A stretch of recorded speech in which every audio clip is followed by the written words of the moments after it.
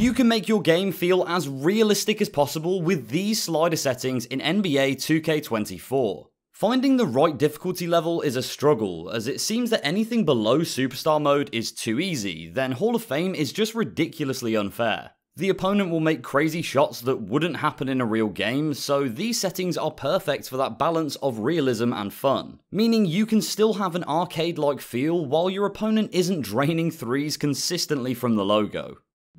First of all, you can access the slider settings by going down to features from the homepage, and they'll be here on the top row. If you set your game style to Superstar, it'll speed up these settings as most of the changes will only be slight adjustments. Also, it's important to know that these sliders are exactly the same for both the user and CPU settings, so everything we input here needs to be copied exactly onto the CPU ones as well. Starting with the offense, this relates to everything to do with scoring and how often it occurs, and we want to keep these fairly balanced, so set inside shot success to 52, close shot success to 52, mid-range success to 50, 3-point success to 50, layup success to 50, shot coverage impact to 50, shot timing impact down to 0, free throw window size to 50, dunk in traffic frequency to 50, dunk in traffic success to 50, pass accuracy to 50, alley-oop success to 50, contact shot success to 50, ball security to 90, body up sensitivity to 50, and pass speed to 50. These settings will help you score a bit more frequently in the paint while still having a balanced feel from mid-range to the 3-point line.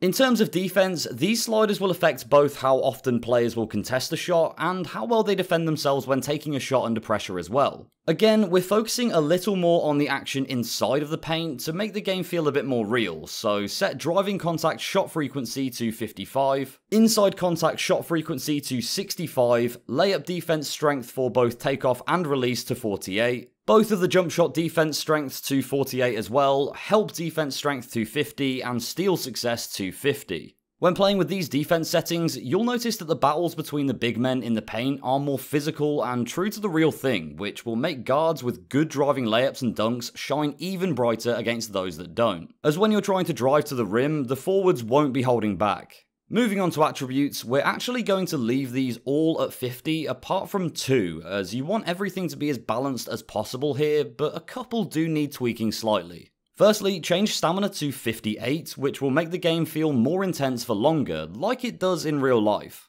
2K punishes your stamina quite a lot for sprinting too much, and this just doesn't replicate a regular season game of basketball. It's only in the playoffs where teams start to properly tire and lag behind because they're giving it their all at the last hurdle. So in line with that, the second slider to change is fatigue rate and knock it down to 48. Both of these together should make for more fast-paced gameplay, even in the last quarter.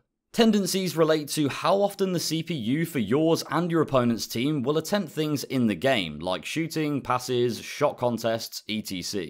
These don't need changing too much, so set take inside shots to 50, take close shots to 50, take mid-range shots to 50, and take 3-point shots to 52. Then have post shots at 48, attack the basket at 50, look for post players at 50, throw alley-oops at 50, attempt dunks at 50, attempt putbacks at 50, play passing lanes at 50, go for on-ball steals at 45, contest shots at 50, and then backdoor cuts at 52.